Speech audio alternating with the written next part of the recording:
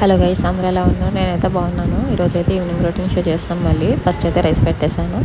ఇంకా మా హస్బెండ్కి అయితే ప్రాన్స్ బిర్యానీ అయితే చేస్తున్నాను. ఫస్ట్ ప్రాన్స్ వేస్తాను, తర్వాత ఆయిల్, అది తర్వాత జింజర్ గార్లిక్ పేస్ట్ వేసాను.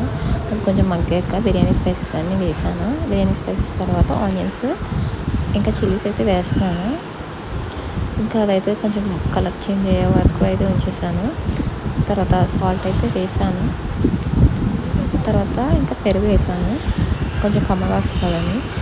నెక్స్ట్ అయితే చిల్లీ పౌడరు, కొరియాండర్ పౌడర్ వేస్తున్నాను.